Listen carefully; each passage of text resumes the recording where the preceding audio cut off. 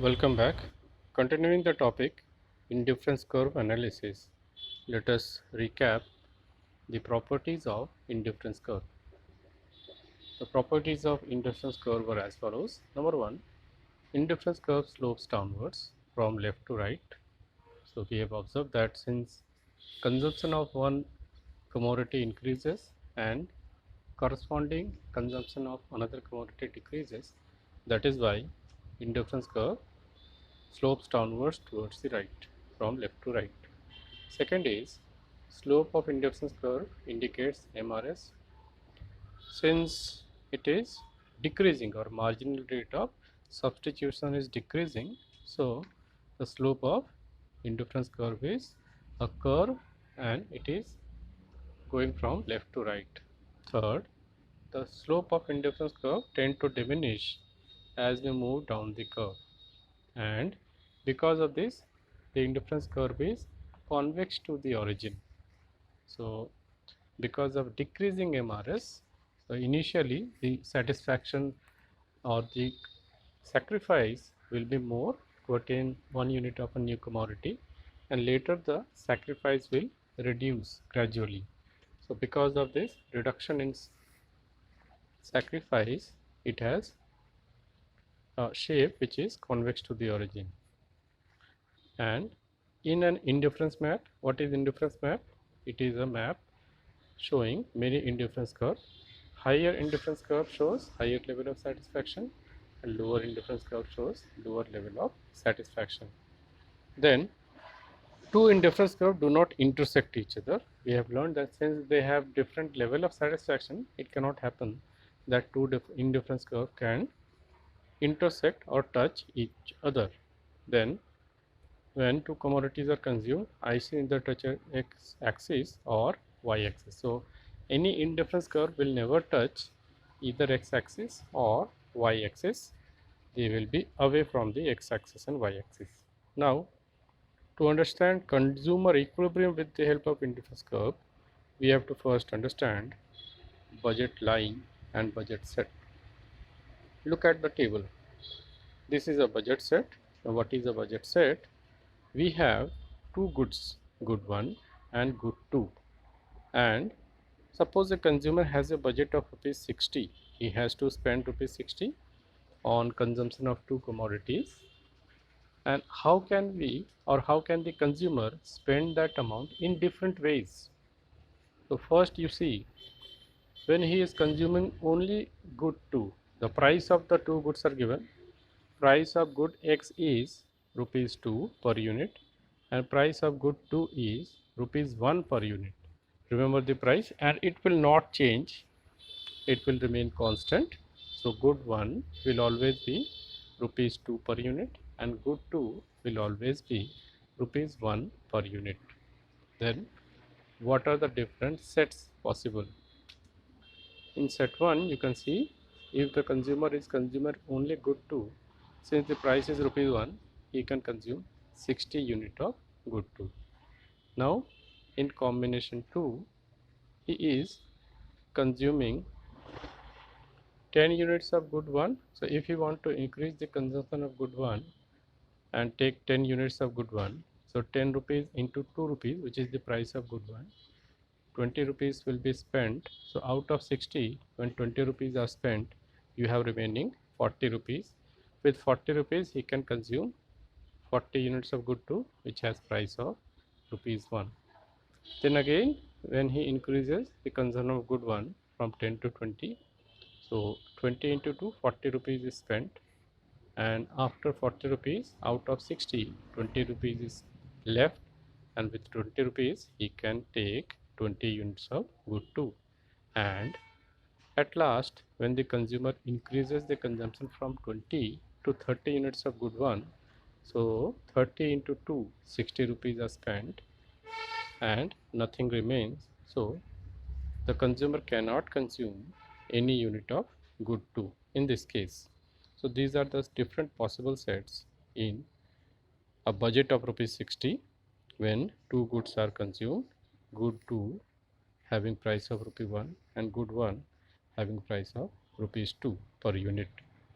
So these are the calculations Now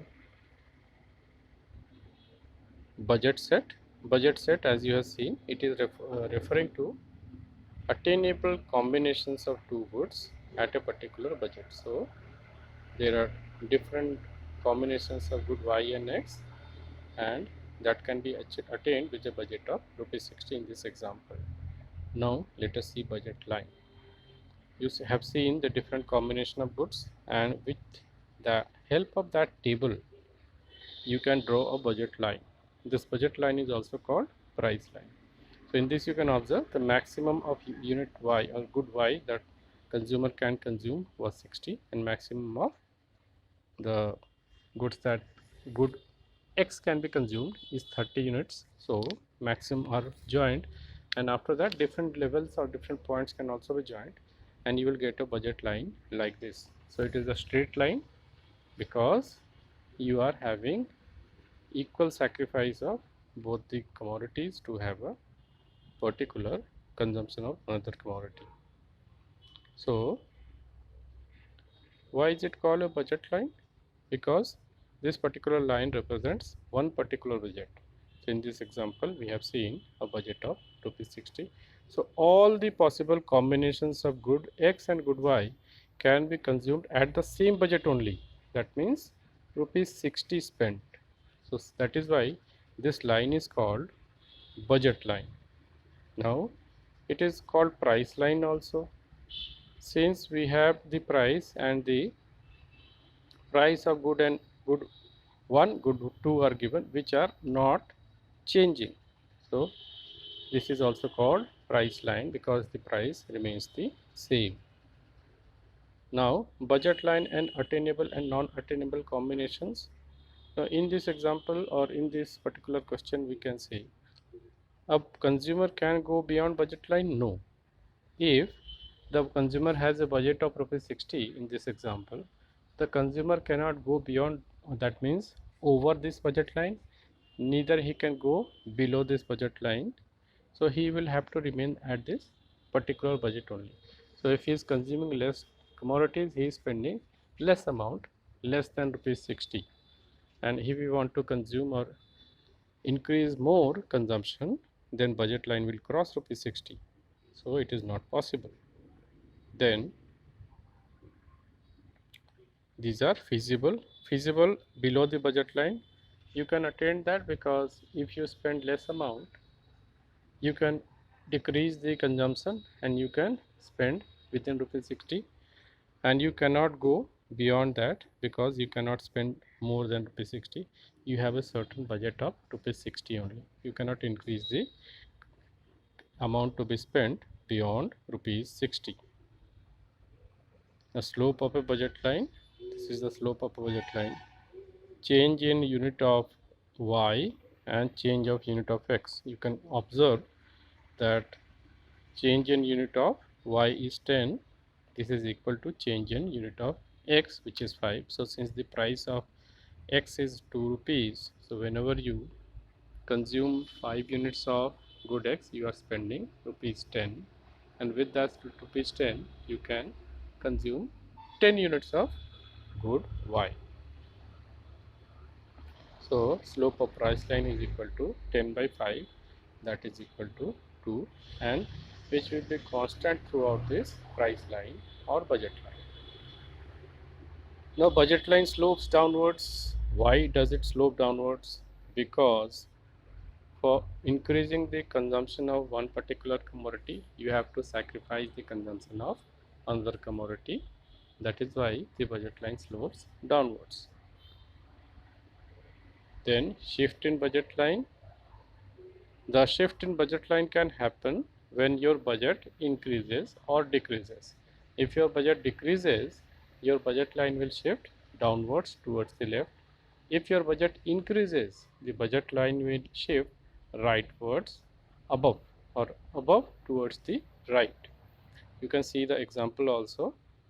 In the example of ₹60 budget, we have seen these combinations. Now if the budget is increasing, so some person has a budget of ₹120, what can happen?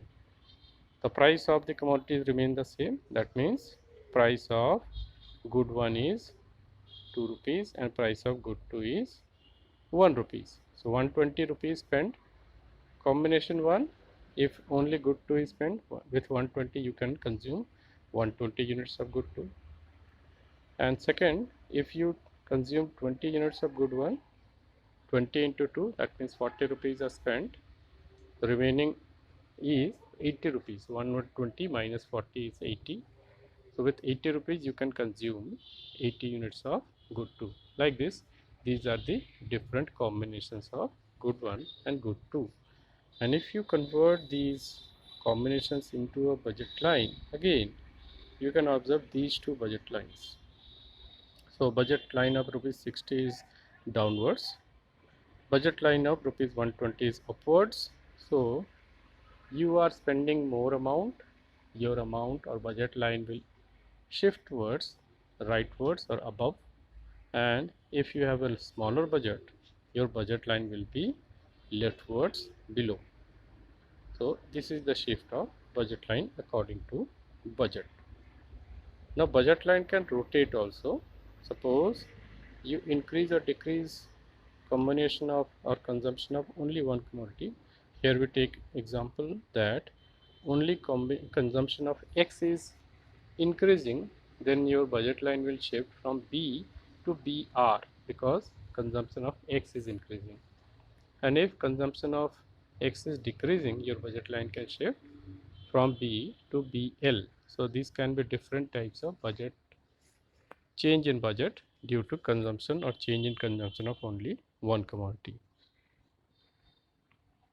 Now, consumers equilibrium using indifference curve analysis. This is very important. Try to understand indifference curve. When is a consumer in a position of equilibrium?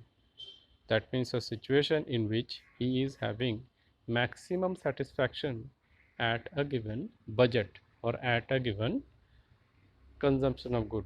So if the consumer is having a certain budget of 60, the maximum satisfaction he can get from rupees 60 will be the equilibrium position of that consumer. And the indifference curve and the price line or budget line form a tangent. How do they form tangent? Let us see. Here you see there is a budget line. In this budget line you can observe 60. We took the budget line of rupees 60, in which 60 units of Y can be consumed at maximum and 30 units of X can be consumed. Now if there are several indifference curves at rupees 60 only, you can see that you can have many indifference curves. So compare it with this particular figure. We have three indifference curves, IC 1, 2 and 3. Suppose rupees 60 is spent and three different indifference curves are drawn. We can see that IC1 and IC2 are passing through this particular budget of rupees 60. So if you want to increase your satisfaction beyond IC2, that means if you want to attain IC3, you have to increase your budget. But the consumer's budget is constant, that is rupees 60. At rupees 60, he has two options, IC1 and IC2, because both are crossing through same budget line. At the same budget, you can have satisfaction equal to IC1, which is lower, and you can have satisfaction equal to IC2, which is higher. Obviously, a consumer will choose IC2 because that is the maximum satisfaction that can be derived from a budget of rupees 60. So this is the tangent which is formed on a budget line. So whenever an indifference curve forms a tangent on the budget line, we will say that the consumer has attained equilibrium. So here point E is equilibrium, because if it crosses E or goes above E, that means the indifference curve will be going higher than the budget of rupees 60, which is not possible. maximum possible is IC2 only. So this is the point of consumer's equilibrium, or IC2 is the point of equilibrium in case of a budget. So this is the reason behind consumer's budget and indifference curve analysis through budget line.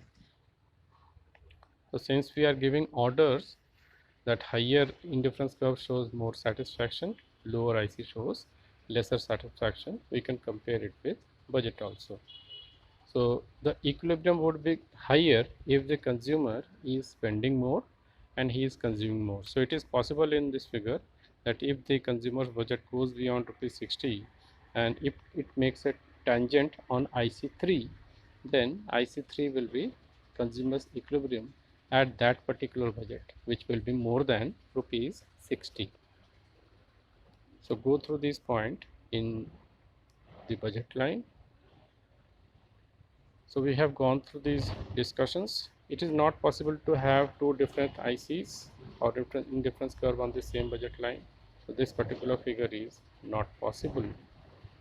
Now, assumptions of indifference curve analysis to understand this consumer's equilibrium. What were the assumptions that we have to follow? There are four principal assumptions. The consumer is driven by monotonic preference.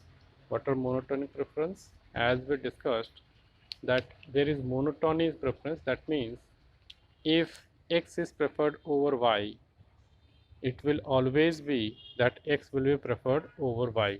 Y will never be preferred over X in that sequence. The consumer scale of preference of two goods does not change. He will prefer these two goods and always one good will be preferred over another. So in the example we saw that apple was preferred over oranges. Prices of two goods remain constant and it is given. So price of apple and price of oranges are given and they remain constant, they do not change. Or in this example of budget line we saw two goods, good Y and good X. The price of good Y remained ₹1 only and price of good X remained ₹2 only throughout. Money income of consumer is given and does not change. Money income, that means budget of the consumer is given, which is ₹60 and does not change. So to find the equilibrium at ₹60, we will have same consumption ₹60 throughout, then only we can find out equilibrium. So equilibrium for another income, that is ₹80, 100 or 120, will be another consumer equilibrium. So according to income, we have to find out consumer's equilibrium. So that is about the consumer's equilibrium with the help of indifference curve analysis. Please try to understand through this video and go through the topic given in your book, go through the examples given in your book and read the question and answers given. Thank you.